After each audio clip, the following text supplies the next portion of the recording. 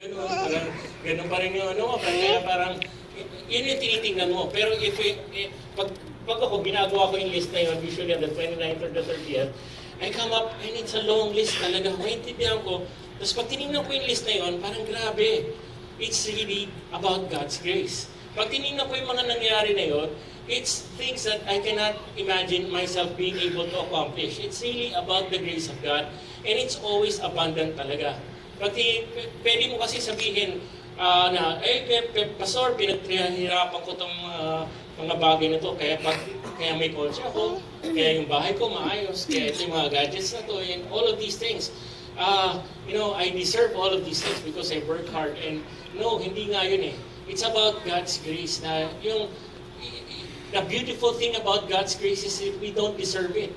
Pag tinignan mo, when you look at it from the very beginning, because of our sin, because of what Adam and Eve did, when they fell, nung tinep sila ng serpent, ni Satan, we did not deserve anything from God. Because we were supposed to die in the first place. Pero in the beginning pa lang, pinakitaan na ng grace ni God ang tao. Na may pinatay siya na animal, instead si Adam and Eve yung namatay. Then kaya nagkaroon sila ng coverings ng animal. Somebody had to die. And, God was gracious during that time na hindi sila yung namatay. And even at that moment, nung kinurse niya yung serpent at si Satan, nung kinurse niya yun, he already was so gracious that he already, not really prophesied, but he already had a plan of redemption. That out of the woman would come an offspring, and the serpent would strike at the heel, but the offspring would crush the head of that serpent. So doon pa lang, even at the worst time of man, there was the abundance of grace from God. And kaya pag inisip mo, it's really not something that we deserve. And kaya, again, yung grace ni God, hindi mo siya pwedeng tingnan na maayos ka kasi kaya na-deserve mo. It's the other way around. That what you have today is what you have today, your job, the way that your business, lumago yung business mo, kaya maayos yung relationships mo, kaya nagkaroon ng healing sa family mo, is that because God did not deal with you accordingly. God did not give you what you deserve. God gave you grace.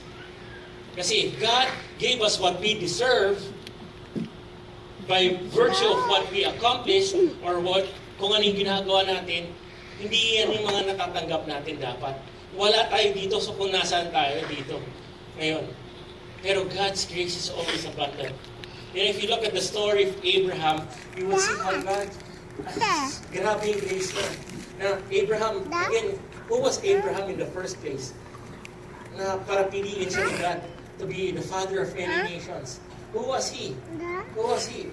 Tapos, kahit na maraming mga sablay si Abraham sa buhay niya, marami rin siya mga moments na katulad din na tayo, hindi Superman si Abraham.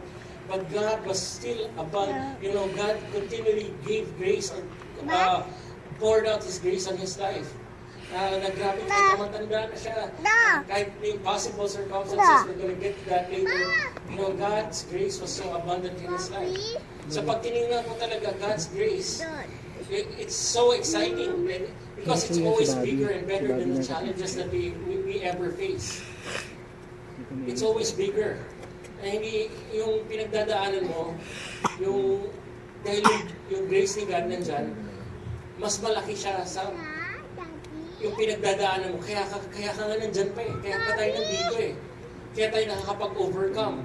It's because the grace of God is always, bigger and better than what we ever face. And that's why, uncertain ka man next year kung anong mangyayari, what you can be certain is that the grace of God is still there. It's still abundant.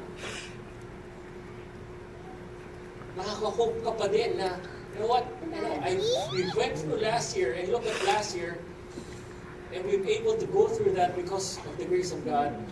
And the grace of God, it never changes. We'll get to that later. So Abraham mismo, he was a product of God's grace. Again, we look at Abraham as a man of faith. Parang pag tinignan na natin, grabe, matindi to si Abraham. Pero the reason why Abraham was that, the reason why he became who he was, is not because of what he did, not because he was great or he accomplished so many things. It was simply God's grace. He did not deserve that. But God was so gracious in His life. You saw how He blessed Abraham. Kapag tingnan mo, grabe talaga yung grace ni God. It's not something to rely on. Only when we can't do anything. Sana hindi natin tingnan yung grace na parang emergency line lang siya or tawagan lang natin. But the grace of God every day when we wake up in the morning, it is renewed. And every day, the grace of God is available for us in every situation that we might face. And this is the best part, it never changes. Hindi nagbabago. Kaya kung ano man yung nangyari this year, papuntang next year, alam mo, hindi excited ka pa rin. Kasi hindi nagbabago yung grace ni God. Lamentations 3:22 would say, the steadfast love of the Lord never ceases. His mercies never come to an end. And in verse 23, he would say this, they are new every morning. Great is your faithfulness. So si God does not, that's the best part about the grace of God. And sana ma-excite kayo dito. Kasi itong grace ni God, hindi ito tungkol sa iyo. Tungkol to kay God. Makita mo na, ayun pala, hindi nagbabago yun. Na faithful si God kahit hindi tayo faithful. Na kahit na sablay tayo last year, nandiyan pa rin yung grace ni God. Hindi nawawala yun. Kaya hindi tayo kailangan, hindi performance-oriented yung gawain natin. Na yes, kaya maayos na ako. Lord, bless mo ako. Hindi ganun. Although obedience counts, faithfulness to God counts, but the grace, but generally speaking, the grace of God is available for everyone. Because that's just who God is. And pag inisip mo, grabe, so pwede palang i-abuse yan, na kahit for everybody pala yan, hindi naman pala yung base of all ang ginagawa ko. Yes, that's why it's so scandalous. That's why it's so scandalous. Kaya we can't seem to wrap our heads around the concept of God's grace. Pero that's how it is. It's not earned. You cannot add anything para mas maging gracious pa sa iyo si God. And that's just what it is. That's just who God is. He's so faithful and He's so gracious. And what drives the grace in our lives, it's just God is so much compassion on us. Pwede na naman sabihin ni Lord, hayo ninyo, pasaway kayo, bahala kayo sa buhay ninyo. Pwedeng ganunin na lang ni God pero God is so compassionate. Kaya nga, in the earlier verses, His mercies are new. And great is His faithfulness. Sino dito sa inyo, sobrang faithful kayo kay God this year? Perfect ka! As in, perfect ka talaga. Buong taon, wala kang nagawang mali before God. Wala kang naisip na mali. Talagang, perfect ka talaga. Meron dito, wala, di ba? Wala naman sa atin yun eh. And the Bible would say that, sin is equal to death. Pero if we look at what we get, we don't get death. Instead, what we got was life. If we look at the cross and we see Jesus, we see the life, death, and resurrection of Christ, what we got was the opposite. We got life instead of death. We get the free gift of salvation. And anong implication nito sa buhay natin? Every day when you wake up, there's a new chance for you. You messed up yesterday, there's grace for you tomorrow. It never changes. God is the God of second chances, third chances, fourth chances, fifth chances, 1 millionth chance. God is the one. His grace never changes.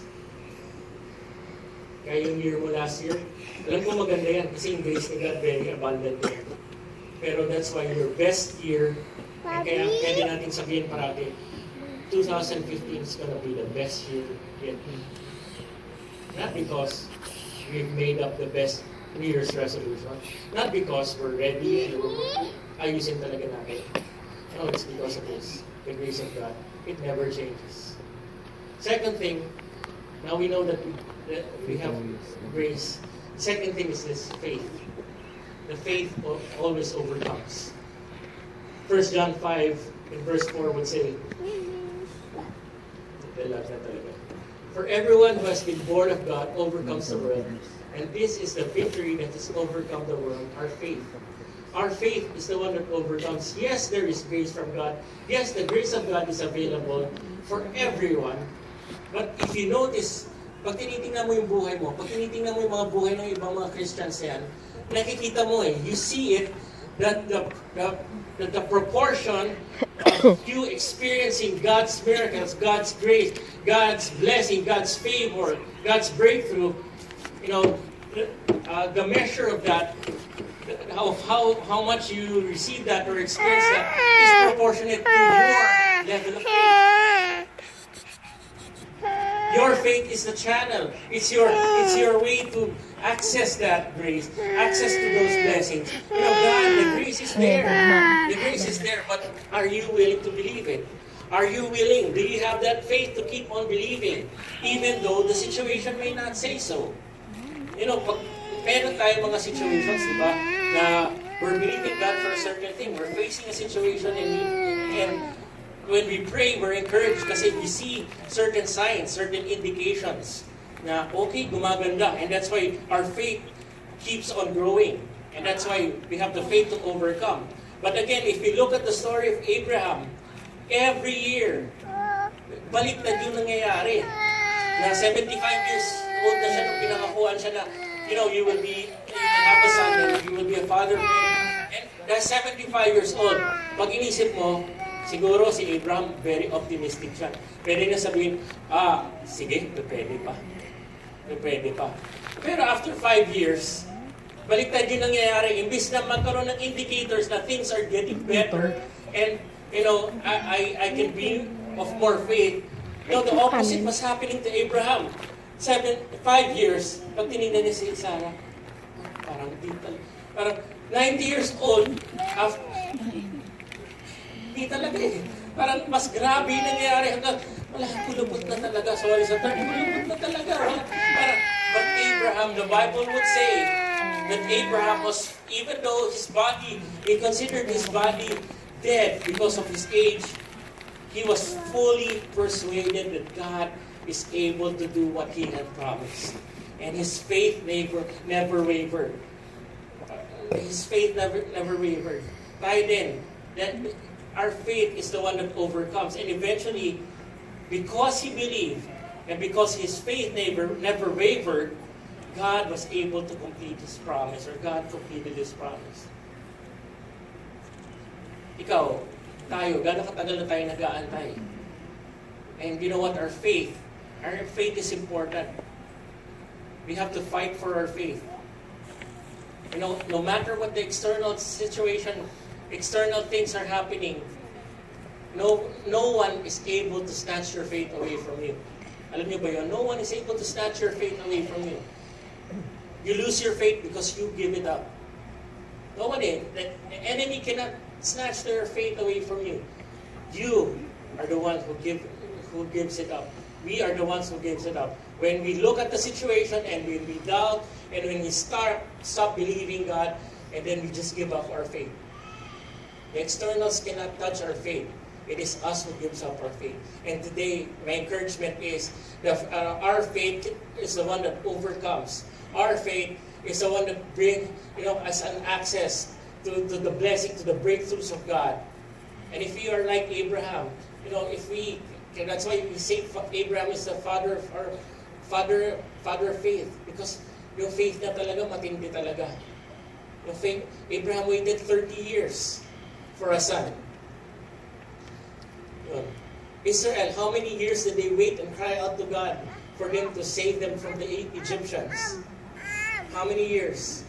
Israel also waited more than 300 years for the Messiah before God gave the Messiah.